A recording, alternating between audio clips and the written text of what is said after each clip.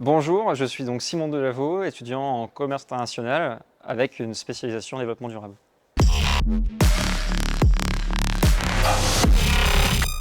Alors pour moi, NextGen, c'est très important parce que le projet NextGen, c'est de mettre les jeunes au cœur de l'entreprise, au cœur de la stratégie de l'entreprise.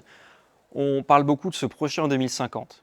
Et aujourd'hui, les dirigeants qui sont présents dans les entreprises, ils seront plus là en 2050, ils seront plus dans l'entreprise. C'est très important que les personnes qui prennent les décisions vivent les conséquences de leurs décisions. Et c'est pour ça qu'intégrer les jeunes à ces décisions qui engageront les entreprises sur 15, 20, 25 ans, ça permet d'avoir une vision qui, à mon sens, est plus crédible et enrichie, puisque les jeunes devront affronter les conséquences du changement climatique. J'ai décidé de rejoindre ce programme, donc le programme ambassadeur de NextGen, parce que pour moi c'était une très belle initiative qui permettait de mettre en avant à la fois la jeunesse, à la fois aussi ceux qui s'engagent en faveur du développement durable, donc les jeunes mais aussi les entreprises, et puis de créer du lien, de parler d'intergénérationnalité.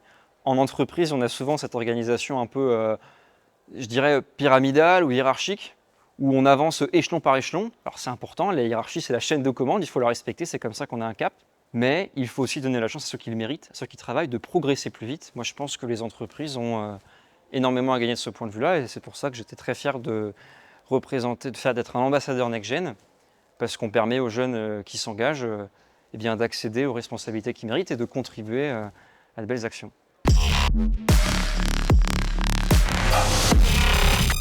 Pour moi, m'engager en faveur de la biodiversité, c'est très important parce qu'aujourd'hui, l'enjeu climatique, l'enjeu du carbone, il est aujourd'hui pris en compte par beaucoup d'entreprises qui ont des initiatives de décarbonation. La biodiversité, c'est un petit peu l'angle mort. Donc moi, je souhaitais justement apporter cette vision et faire en sorte qu'on puisse restaurer les écosystèmes. Oui, alors les récifs coralliens ont une importance vraiment très marquée pour la biodiversité et pour le monde. Donc moi, je pars en Indonésie, je pars pendant quelques mois, je vais faire plusieurs initiatives de restauration du corail. Et globalement, je vais être plongeur, je vais être amené à poser donc, des fragments de coraux sur des structures, sur du récif, de façon à reconstruire des surfaces qui ont été détruites, soit par réchauffement climatique, soit par de mauvaises pratiques de gestion, comme la pêche et la dynamite qui étaient courantes en Indonésie il y a encore assez peu de temps. C'est super important de protéger ces récifs, c'est aussi pour ça que je parle de biodiversité. Les récifs coralliens ont énormément de bénéfices pour l'économie mondiale, ils apportent énormément de choses en matière de protection des côtes, parce que ils sont situés en fleur d'eau, et donc ils viennent limiter l'impact des vagues, limiter l'érosion causée par les vagues.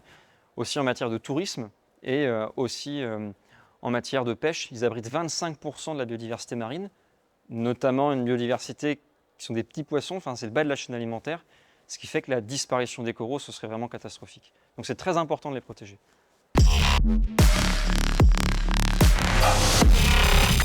Alors l'Indonésie, parce que c'est donc situé en plein cœur de ce qu'on appelle le triangle du corail. Donc c'est la région sur Terre qui abrite le plus de récifs coralliens, le plus de diversité. Et en Indonésie, il y a beaucoup d'initiatives de restauration, donc j'espère apprendre beaucoup sur la façon de restaurer du corail et aussi sur la façon de baisser les coûts de la restauration. Parce qu'aujourd'hui, c'est l'un des principaux freins à son déploiement en plus grande échelle.